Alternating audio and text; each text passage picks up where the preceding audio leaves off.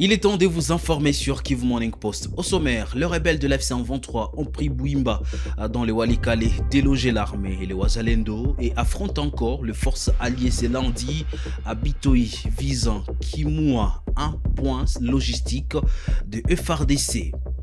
Le rebelle de l'F-123 a également pris les contrôles de villages de Kilungutwe, Kimbili et Nyalulembe à Chabunda après de violents affrontements avec l'armée congolaise, les Wazalendo et l'armée burundaise. C'est tout pour les sommaires.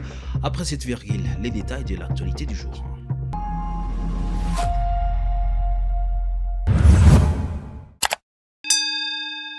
On commence à Walikale et les rebelles de l'F-123 ont pris les contrôles de l'agglomération de Bouimba en territoire de Walikale dimanche après avoir délogé l'armée congolaise et le Wazalendo. Selon des sources administratives, des violents combats se sont poursuivis ce lundi 24 novembre à Bitoi aux alentours de Bouimba entre l'armée congolaise alliée au Wazalendo et les rebelles. L'F-123 chercherait à atteindre Kimua où se trouve une piste de l'armée et également un point de ravitaillement des forces armées de la République démocratique du Congo. Adui iko Buhimba. Mapambano inaendelea leo asubuhi walikuwa pigania Bitoi ngambo na waloa yungu. Wako wanaendelea wanapenda watoke Kasopo waingie Buhimba kisha washuke Kimu. Wanapigania Buhimba kusudi washuke Kimu. Population inakimbia tangu jana. Wanaelekea porini, hakuna nafasi ya porini, porini tu. FARDC na wazalendo wiko kule ndio nao wiko wanagombana tu. Hapana, Mungu alisaidia hakuna victime, wiko akiendelea masasi. 3 personnes, dont un notable et son épouse, ont été tuées dimanche 23 novembre 2025 à Kalingera, dans les territoires de Massissi, lors d'une incursion attribuée au Wazalendo CNDH. Les assaillants ont également porté plusieurs vaches. Vanessa Abanza pour plus de détails. Au moins 3 personnes ont été tuées par balle lors d'une incursion de bandits armés assimilés au Wazalendo CNDH ce dimanche 23 novembre 2025 à Kalengera, dans la localité de Kirumbu, groupement Bachali Mokoto, en chefferie de Bachali, territoire de Massissi. Selon un habitant local et Enrique l'anonymat, l'attaque s'est produite vers 9 h. Les assaillants ont pris pour cible un notable d'humilié qu'ils ont exécuté avec son épouse à un berger. Après ces assassinats, les assaillants ont emporté plusieurs vaches vers une destination inconnue. Des échanges de tirs ont ensuite opposé ces éléments à CNDH aux combattants de l'F-123 présents dans la zone. Notre source indique que les assaillants ont d'abord pris le notable en otage avant de l'exécuter. C'est notre notable et sa femme qui ont été tués en premier, puis un berger. C'était une attaque de Wazalendo CNDH venue uniquement pour éliminer ces notables. Ils n'ont même pas pillé, aucune maison n'a été touchée, sauf les domiciles du notable. Il a été tué après avoir été arrêté dans la même journée. Il y a même eu des échanges entre eux et les soldats du M23 présents ici, mais le calme est revenu depuis hier, témoigne cette source. Après cet assassinat ciblé, les échanges de tirs entre le belligérant se sont poursuivis jusque dans la soirée. La situation est restée tendue dans les centres de Kalengera avant une reprise timide des activités. Les éléments Wazalendo du groupe CNDH sont régulièrement accusés d'incidents meurtriers et d'actes d'insécurité dans cette zone. Dans l'est de la République démocratique du Congo, plus de 100 policiers replis des zones occupées par l'F-123 ont été déployés dès ce lundi 24 novembre 2025 dans au moins 5 quartiers de la commune de Bungulu en ville de Beni, chef-lieu provisoire du Nord Kivu, afin de renforcer la sécurité de la population et des biens. Les détails avec notre correspondant dans la région, Isaac Bingebe.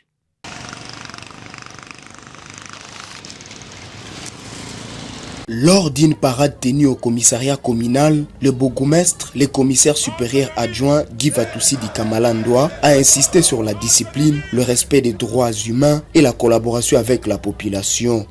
Plus de centaines de policiers affectés ici, je suis très content, vraiment, je remercie beaucoup le commissaire provincial pour l'initiative.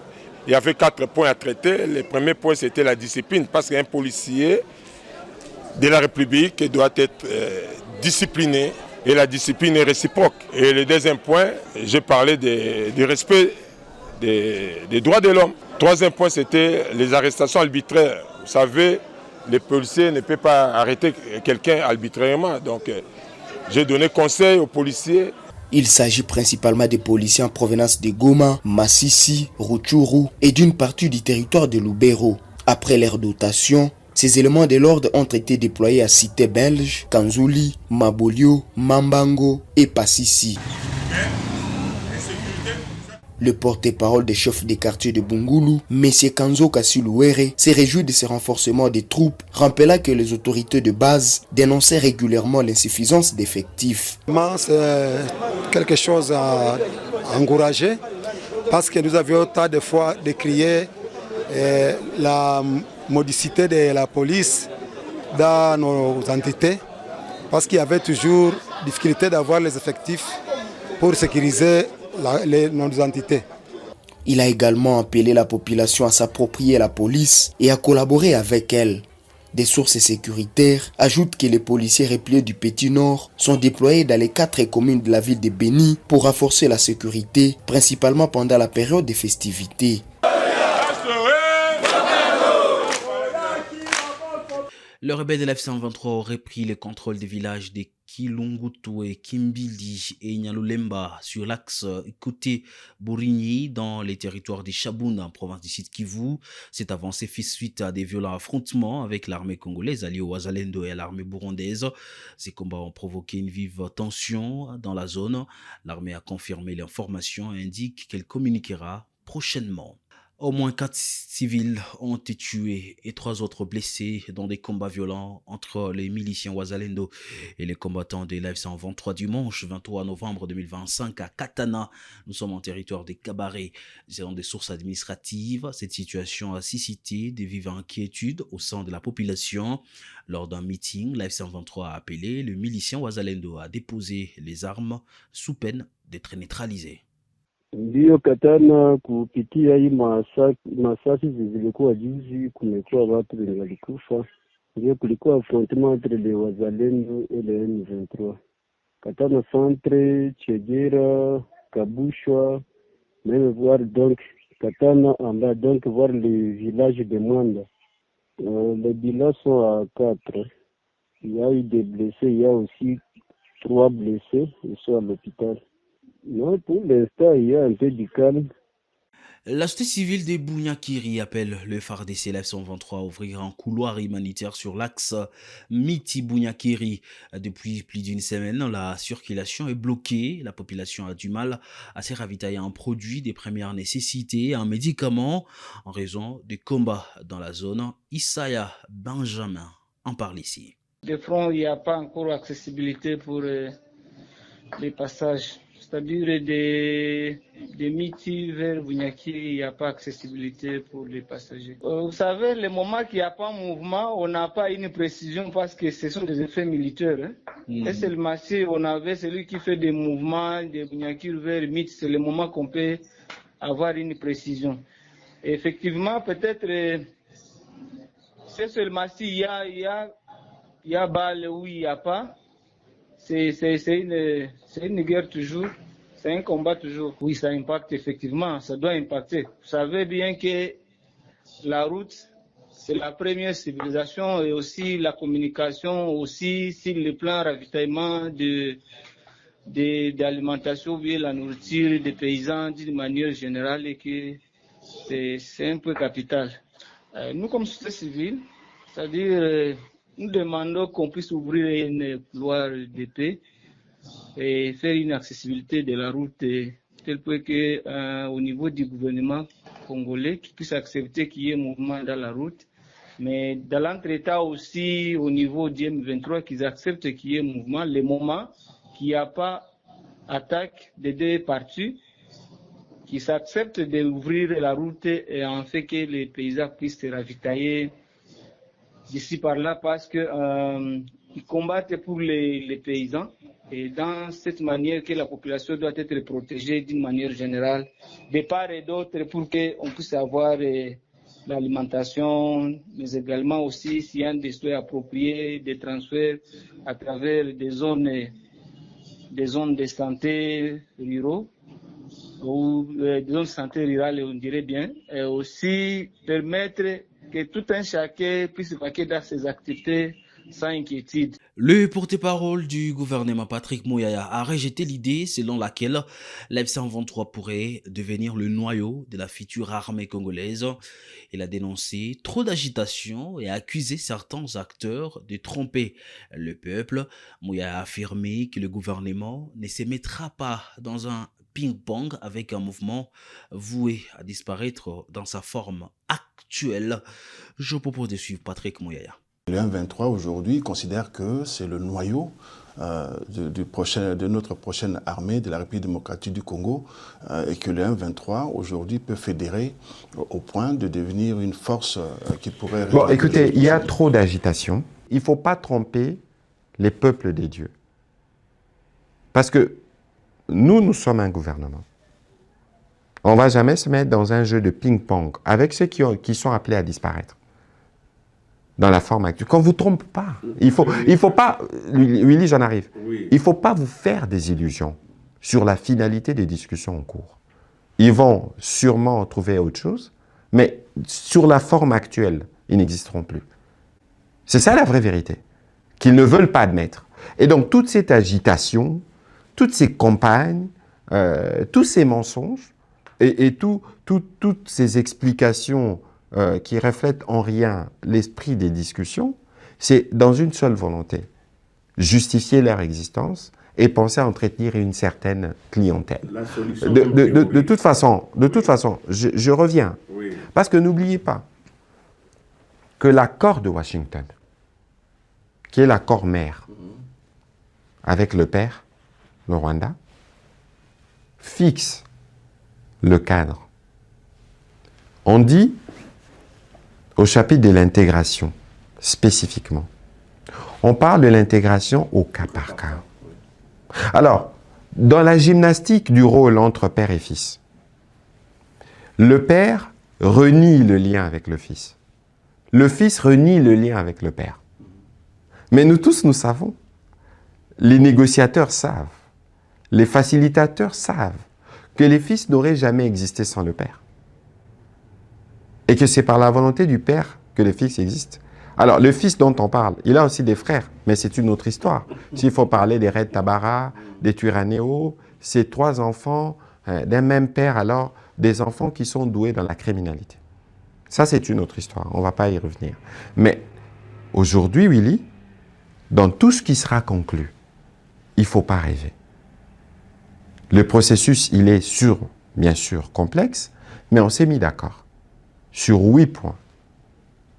Il ne faut pas anticiper, mais il y a de principes.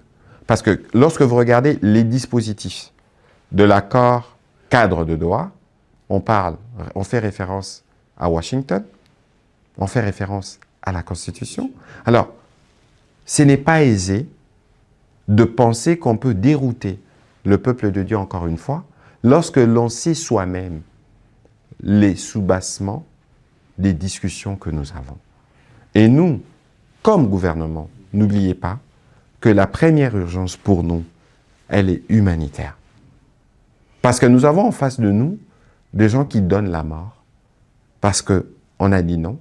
On va se souvenir de ce jeune artiste. De gens qui chicotent, tel que vous l'avez vu, parce que simplement, on a refusé de se joindre à une initiative. Mais comment pensez-vous alors que des gens qui ont une telle vision peuvent même penser qu'ils peuvent continuer?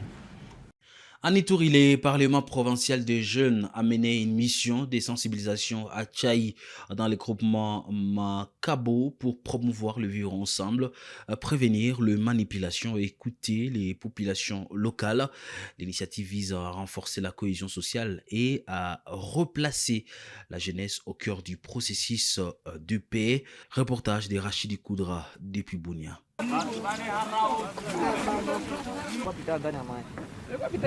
À Tchaï, dans le groupement Makabo, en territoire d'Irumu, le bureau provincial du Parlement des jeunes de l'Ituri a réuni ce vendredi plusieurs dizaines de jeunes pour une séance de sensibilisation axée sur le vivre ensemble et la prévention des manipulations. L'activité s'est tenue en présence du chef du groupement. Selon Ibrahim Gloire Abassi, président du Parlement des jeunes, cette initiative vise à renforcer la cohésion communautaire dans un milieu longtemps fragilisé par les tensions. Pendant que les jeunes sont pratiquement pacifiques et les mêmes jeunes ont eu à tenir à ce qui est à l'avancement de leur entité.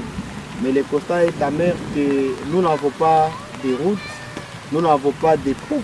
Logiquement, quand vous quittez Tchaï, il y a une route qui mène jusqu'à Bounia, c'est là où nous sommes. À noter qu'à les gouvernements, moins encore les hommes de bonne volonté, ont songé passer ici. Il y a nos mamans qui tombent.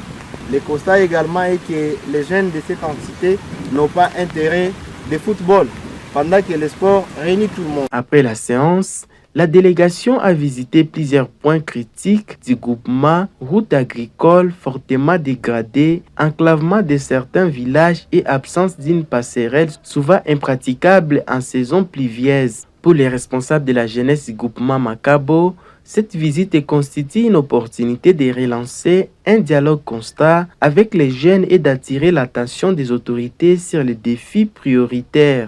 Tunaremercia kwanza presence yenu pamoja na president yetu ya provincial gisi nafika tungalia leo ku groupement yetu Makabo, surtout kuona bajene yake kama kuna muna gadi.